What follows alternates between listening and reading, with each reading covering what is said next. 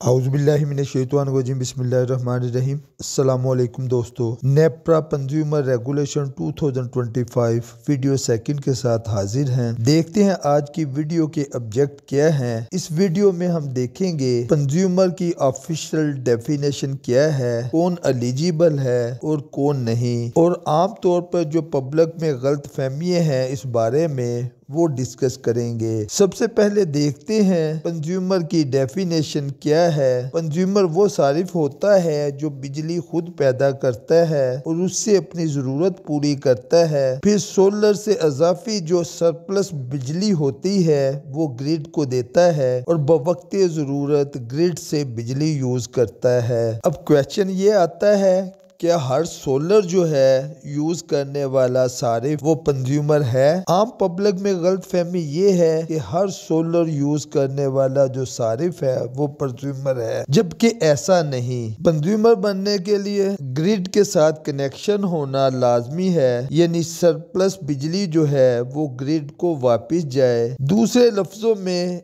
Import और export दोनों होना लाजमी है और इस चीज के लिए अप्रूव्ड एग्रीमेंट बिटवीन यूटिलिटी और कस्टमर होना लाजमी है। यानी अगर एक कस्टमर सोलर लगाता है वो अपनी सरप्लस बिजली यूटिलिटीज कंपनी को नहीं देता तो वो कंज्यूमर नहीं है। अब देखते हैं एलिजिबल कंज्यूमर कैटेगरी कौन कौन सी है। इसमें डोमेस्टिक कस्टमर जो है वो भी इसमें आएंगे, कमर्शियल कस्टमर भी इसमें आते हैं, इंडस्ट्रियल कस्टमर भी इसमें आते हैं और एग्रीकल्चर कस्टमर भी इसमें आते हैं। यानी दूसरे लफ्जों में वो तमाम कस्टमर जिनको नेट मीटरिंग की फैसिलिटी अलो है वो तमाम के तमाम कस्टमर एलिजिबल कस्टमर कैटेगरी में आएंगे। अब देखते हैं कंज्यूमर कस्टमर कौन से हैं और नॉर्मल सोलर यूजर कौन से हैं। नॉर्मल सोलर यूजर वो हैं जो अपनी कंजम्पशन जनरेट करते हैं और उसको खुद यूज करते हैं, उसमें से कोई सरप्लस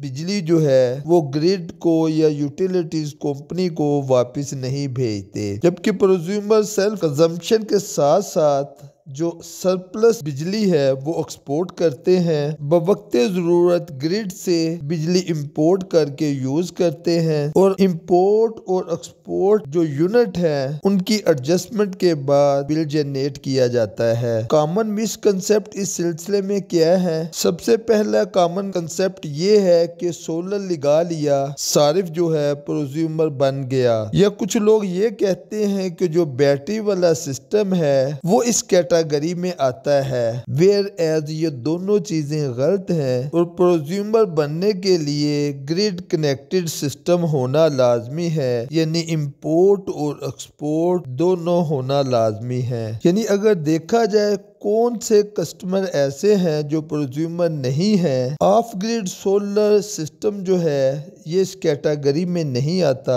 क्योंकि ये सारे सोलर से बिजली जनरेट करते हैं और उस बिजली को खुद यूज करते हैं। या बैटरी ओनली बैकअप जो सिस्टम है जिसमें बैटरी लगी हो और उसको एज ए बैकअप यूज किया जाता हो, लेकिन सरप्लस बिजली जो है वो एक्सपोर्ट ना की जाती हो, वो इस कैटेगरी में नहीं आएंगे। इसके अलावा बाद लोगों का कहना यह है कि अनऑथोराइज या इनलीगल जो कनेक्शन है शायद उन कस्टमर को ये नाम दिया गया है, हालांकि ये भी इस कैटेगरी में नहीं आते। अब देखते हैं एलिजिबिलिटी क्यों मैटर करती है, क्योंकि अगर रॉन्ग कैटेगरी होगी एग्रीमेंट रिजेक्ट हो सकता है, फ्यूचर बिलिंग इसमें डिस्प्यूट बन सकती है और कस्टमर को फाइनेंशियल लॉस का सामना करना पड़ सकता है। फाइनल मैसेज देखते हैं। फाइनल मैसेज ये है, कंज्यूमर बनना आसान है लेकिन रूल समझे बगैर सोलर लगाना खतरनाक हो सकता है। अगर वीडियो पसंद आई हो लाइक करें, चैनल को सब्सक्राइब करें ताकि आपके पास ऐसी मालूमाती वीडियो पहुंच सके।